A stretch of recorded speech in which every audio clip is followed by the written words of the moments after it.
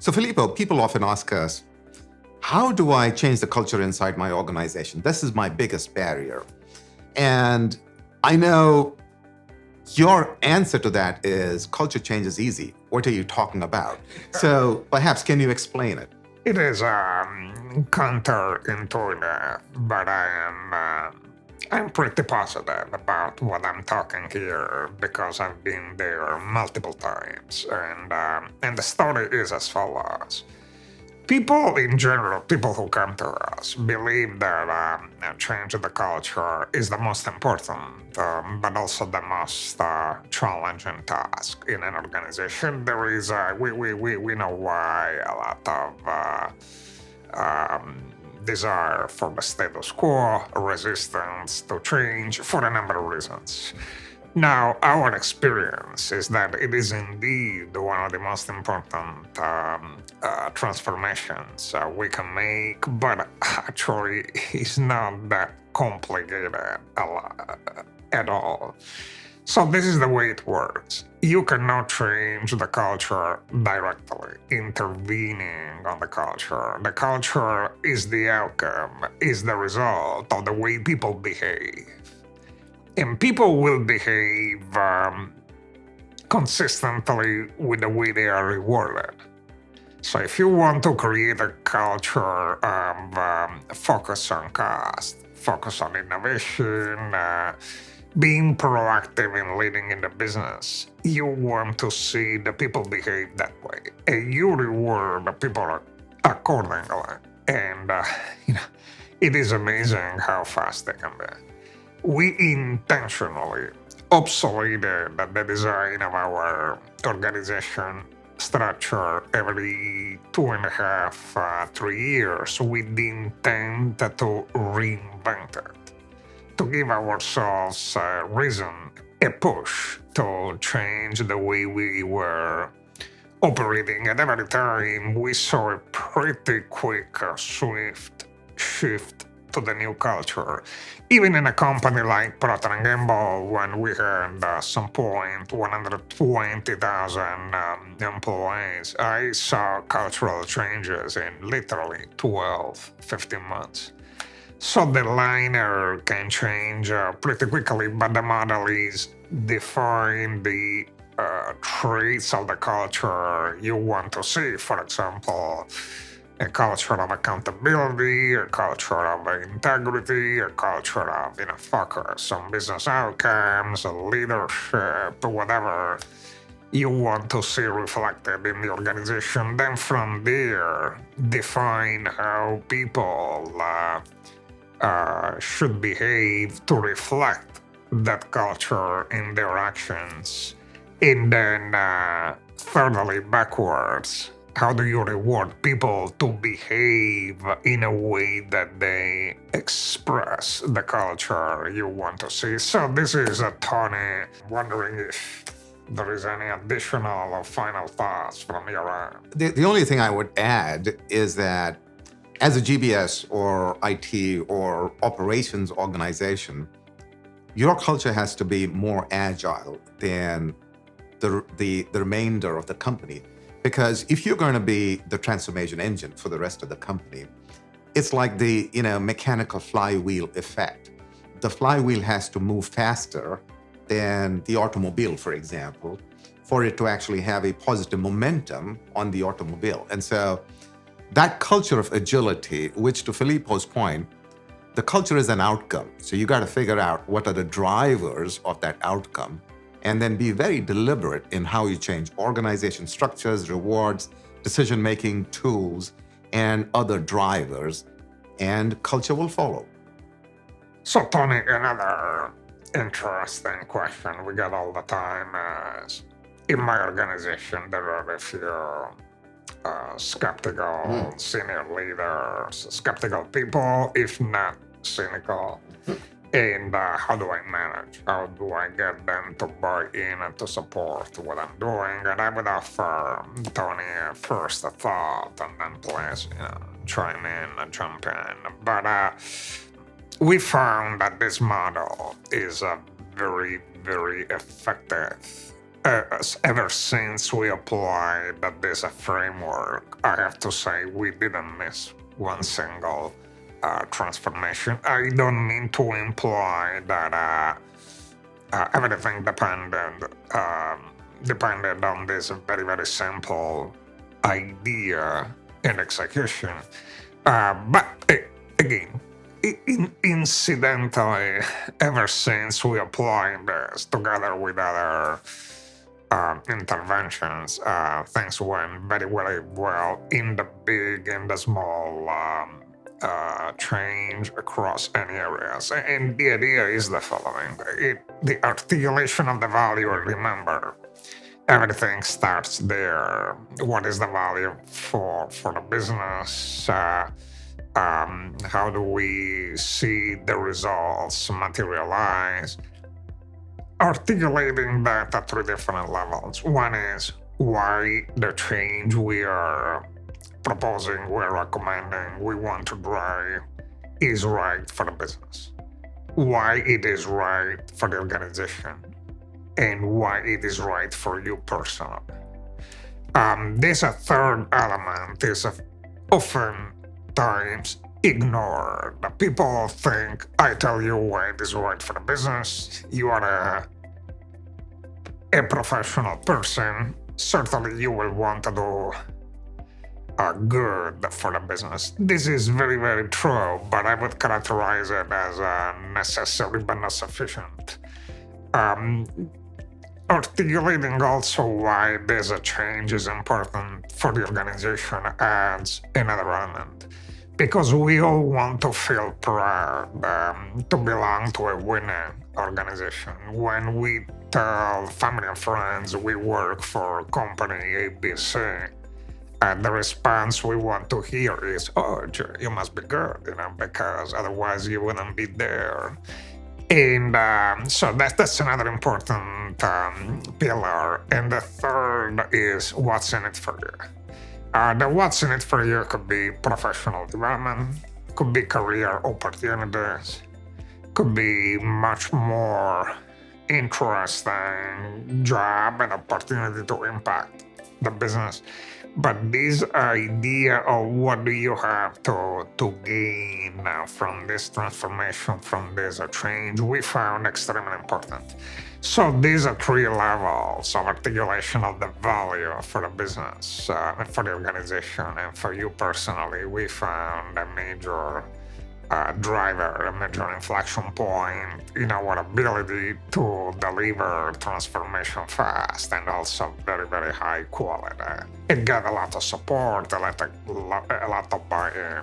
And then, Tony, of course, we have 2 or 3 ideas. Perhaps you want to elaborate on the idea of managing stakeholders one at a time? Oh, absolutely.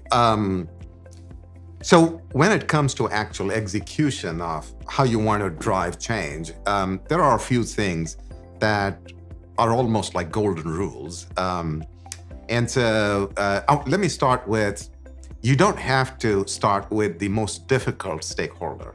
Start with the stakeholder that you should be able to influence in some way, because there's something to be said for momentum.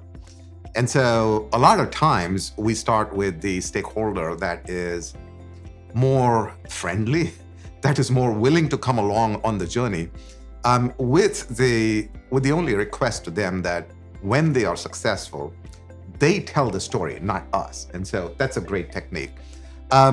Another technique that we have used is the point you were making around one-on-one conversations. A mistake that a lot of people can do is to try and get all of their stakeholders in a room and then do a big grand presentation and make it very convincing. And the fact of the matter is that is like Russian roulette, because you're going to have the spectrum of supporters to skeptics, and that meeting is going to go out of control very quickly because people will have different opinions, won't they? And so nothing works like a one-on-one conversation. So meet with one of them, understand where they're at in the journey, and bring them along. And then perhaps the final tip that I would share is that even in that particular case, don't hesitate to figure out how you can deliver a tactical win rather than the strategic. Nothing replaces actual results. In other words, show results, don't tell. People believe actual results. So iterating, getting small wins with friendly stakeholders is always going to be faster than trying to do a big bang. And so those are some tips that we have consistently used. Absolutely. I think we can say that, as we all know, success breeds success. And every time we try to do a big bang in a spirit of accelerating, in a spirit of doing things faster, and get more value sooner for the business, I have to say we regretted it.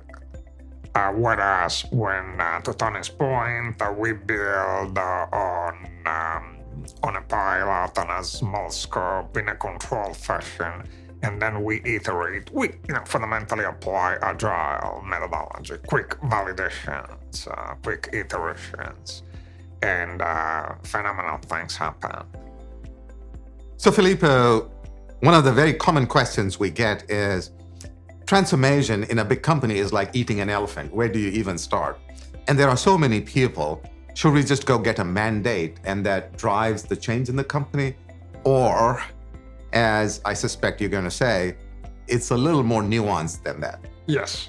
So let me briefly share our experience and also what we are seeing now working with many different companies. There is a common denominator. First of all, the framework of business transformation is made of 4 components.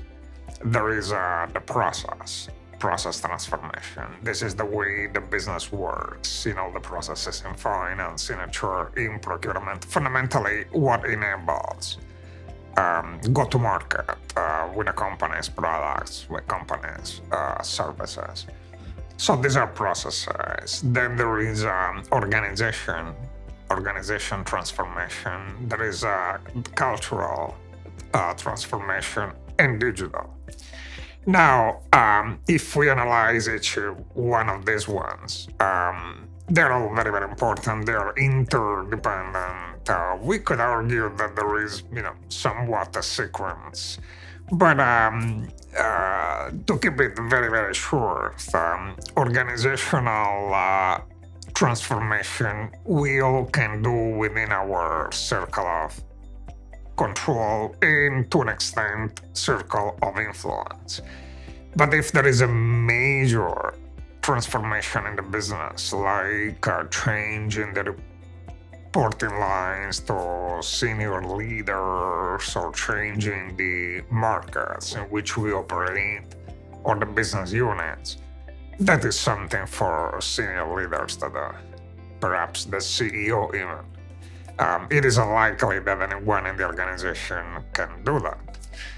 The cultural part is the culture is an outcome of how people behave, and their behaviors characterizes the culture in the company.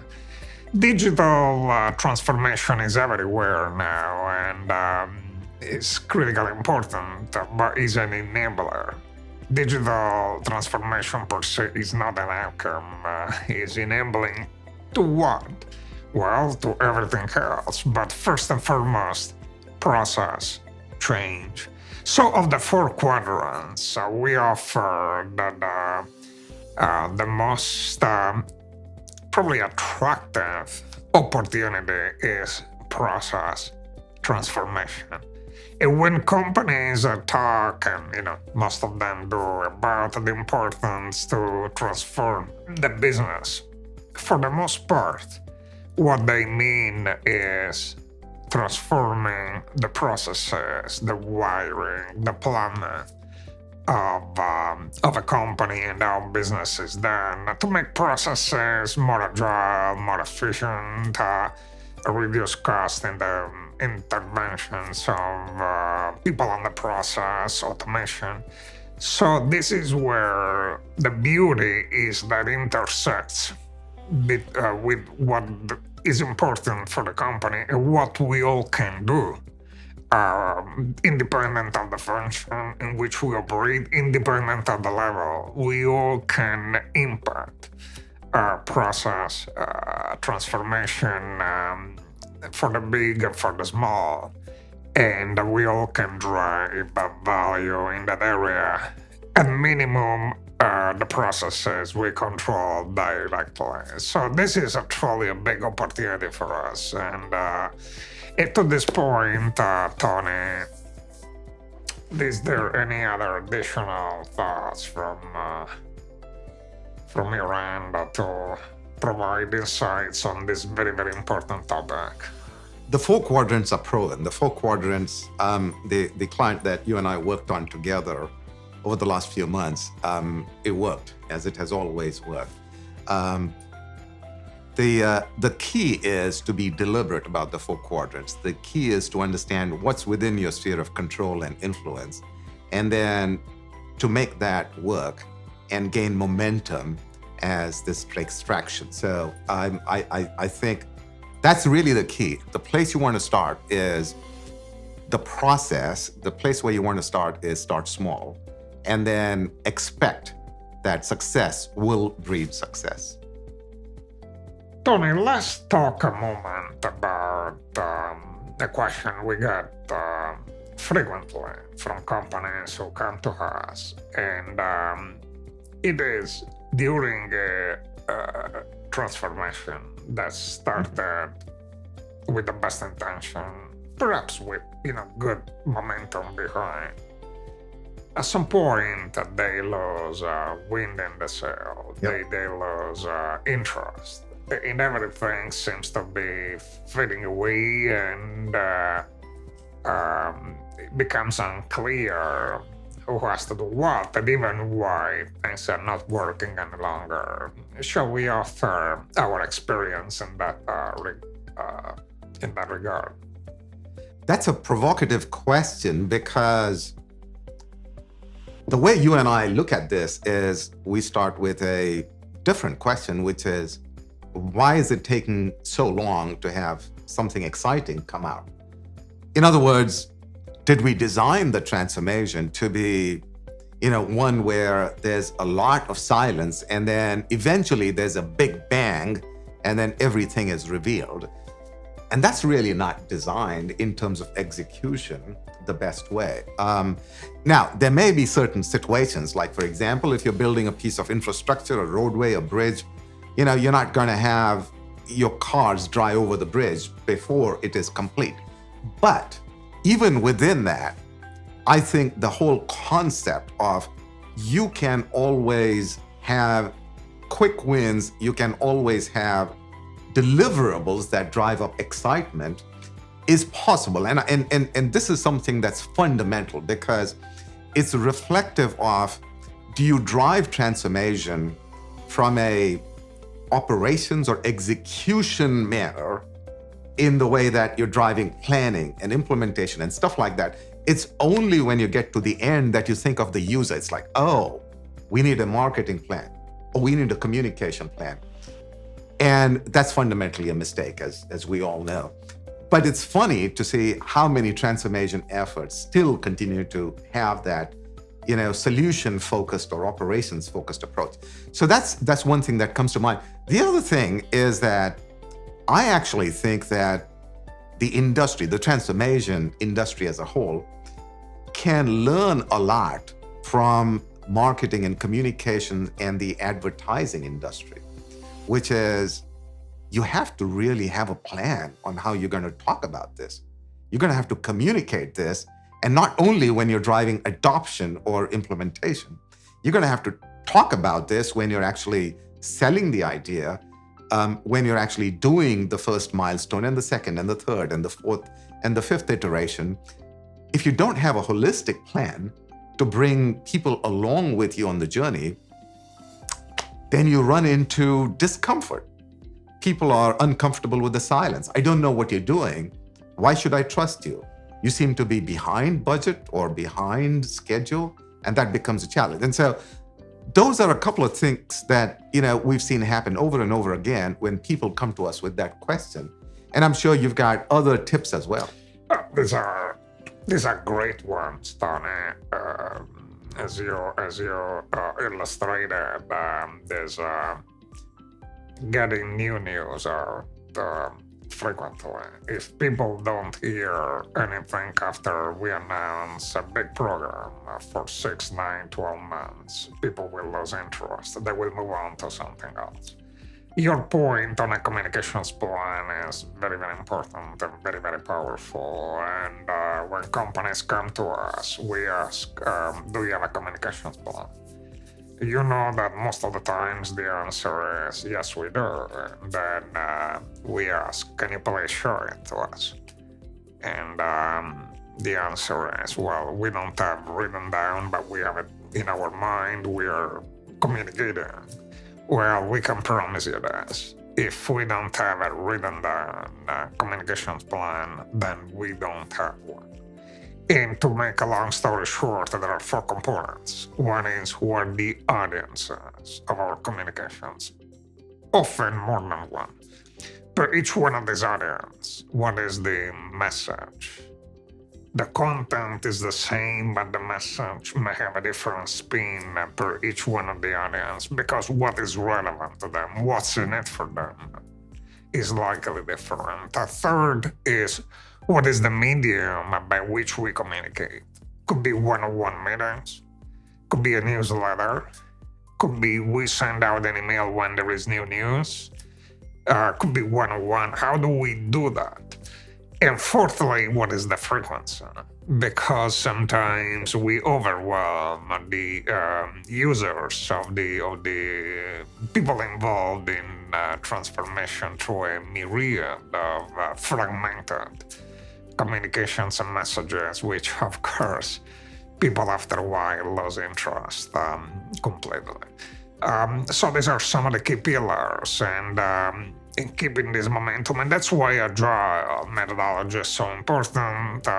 That's why all the ingredients of managing stakeholders, initially one-on-one, are so important. And then each one in the organization leading transformation, becoming an ambassador, Tony, because this is not about a top-to-top, a few people, but the consistency of the messaging, repeated at all levels in the organization, that truly, truly makes a quantum difference.